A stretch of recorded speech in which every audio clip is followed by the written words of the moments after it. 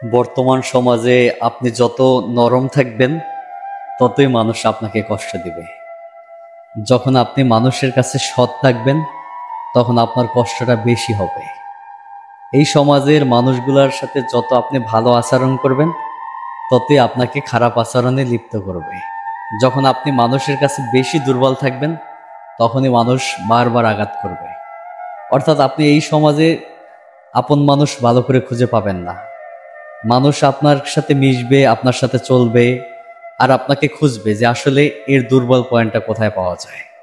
যখনই আপনি আপনার দুর্বল পয়েন্টগুলো তার কাছে প্রকাশ করবেন তখনই একটা মুহূর্ত আসবে যখন ওই মানুষটা আপনাকে কঠিনভাবে আঘাত করবে, এমন আঘাত করবে যেটা আপনি ভাবতেও পারবেন না। তাই একটা কথা আমি খুব ভালো করে বুঝতে পারছি, এই সমাজের মানুষের সাথে যত আপনি নরম সুরে কথা বলবেন ততই মানুষ আপনার গাড়ি উঠে বসে পড়বে। এই সমাজের মানুষগুলো বড় ভয়ঙ্কর হয় ভাই। একটা যুগে ছিল যে মানুষের সাথে মানুষের প্রতি অফুরন্ত বিশ্বাস ছিল, মানুষকে খুব ভালোবাসতো, মানুষের কাছে মিশতো, কিন্তু সেই সমাজটা এখন আর বর্তমানে নাই। আপনি খুঁজে দেখেন না, আপনি ভালো করে খেয়াল করে দেখেন, আপনি যার সাথে আপনি ভালো আচরণ করছেন, যাকে আপনি একটু বেশি অন্তরে ঠাঁই দিচ্ছেন, সেই মানুষটাই আপনাকে কষ্ট দিছে।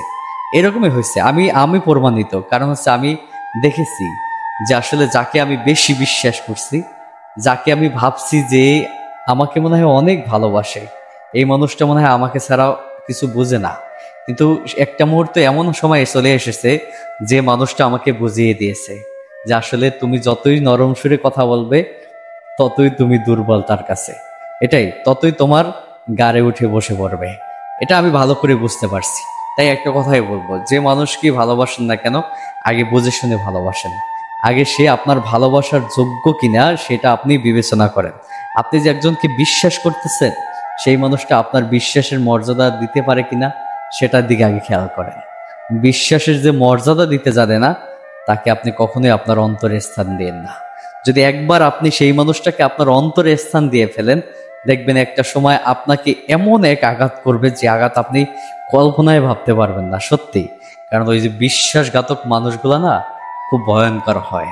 যে মানুষগুলার রূপ চেনা বড় দায়, যে মানুষগুলাকে আমরা চিনতে ভুল করি, আমাদের সাথে চলে ফিরে একসাথে থাকে, কিন্তু দিন শেষে গিয়ে আমাদের দুর্বল পয়েন্টগুলো নিয়ে এমনভাবে আঘাত করে যে আঘাতটা আমরা কোনোদিনও বলতে পারবো না।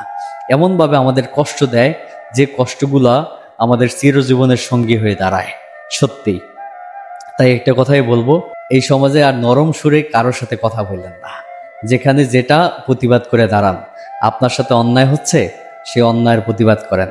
আপনি যদি নিস্তব্ধ হয়ে থাকেন তখনই আপনি সুখ পাবেন না। সারা জীবন মানুষের কাছে একবার দুর্বল হয়েই থাকতে হবে। এটা আমি দেখছি, এটা আমি প্রমাণিত। তাই আসুন সবাই প্রতিবাদ করি। যারা অন্যায় করবে অন্যায়ের প্রতিবাদ করব, যারা আমাদের সাথে বিশ্বাসঘাতকতা করবে তার কাছ থেকে আমরা দূরে সরে চলে যাব, তাহলেই জীবন সুন্দর। এটা আমি ভালো করে বুঝতে পারছি আপনাদের মাঝে, তাই শেয়ার করলাম। ভিডিওটা ভালো লাগলে অবশ্যই শেয়ার করে দেবেন।